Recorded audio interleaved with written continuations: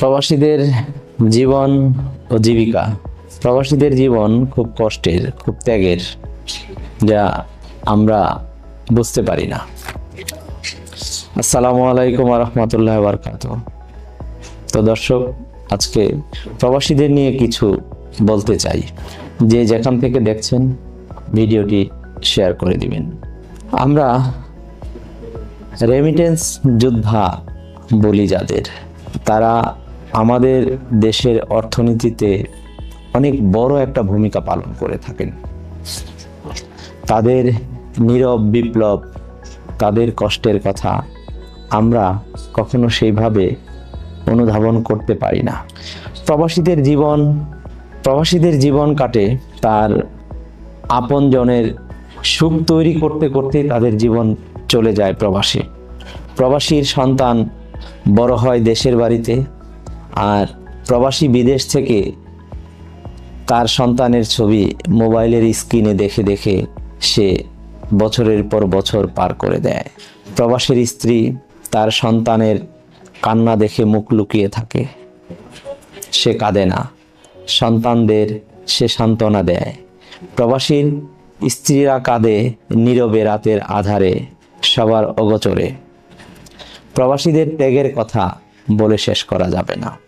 যারা রেমিটেন্স যোদ্ধা, একজন রেমিটেন্স যোদ্ধা অনেক কষ্ট করে, অনেক টাকা পয়সা ধার দেনা করে সে বিদেশে পাড়ি জমায়। ওখানে গিয়ে তাকে অনেক কষ্ট পোহাতে হয়। যদি দালাল ভালো হয় তাহলে তো তার ভাগ্য ভালো থাকে। বিদেশে অনেকটাই নির্ভর করে দালাল এবং ওখানকার নিয়োজিত কর্মকর্তারা। তো একজন প্রবাসী দেশ থেকে যখন বিদেশে পাড়ি জমায়, তার মা বাবা আত্মীয় স্বজন ভাই বোন তাদেরকে রেখে সে বিদেশে পাড়ি জমায়। সে ওখানে অক্লান্ত পরিশ্রম করে, সারাদিন কষ্ট করে, কিন্তু 1 টাকার জায়গায় সে 2 টাকা খরচ করে না।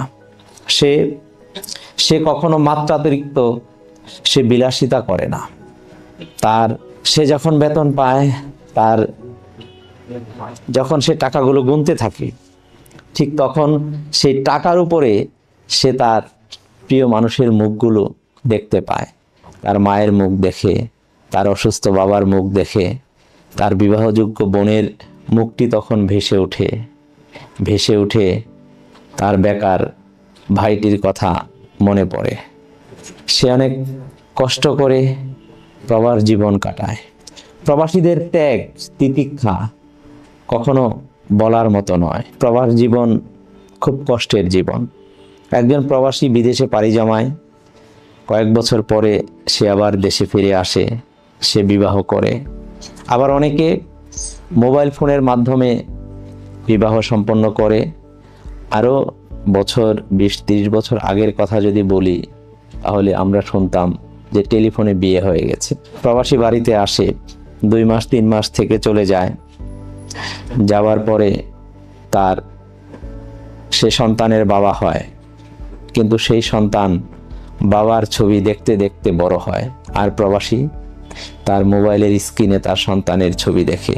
এখন হয়তো ভিডিও কলে কথা হয়, কিন্তু এই যে ত্যাগ, এই যে পরিবারের ত্যাগ, এই যে প্রবাসীর ত্যাগ, তাদের ত্যাগের বিনিময়ে আমরা রেমিটেন্স পাই, কিন্তু আমরা কখনো ভাবি না। তো এই যে প্রবাসীর গল্প আজকে থেকে শুরু হলো, এটা আমরা কয়েকটি পর্বতে ভাগ করব। আগামীকালকে হয়তো আরেকটি পর্ব আমরা দিব। সবাই ভালো থাকবেন। খোদা হাফেজ।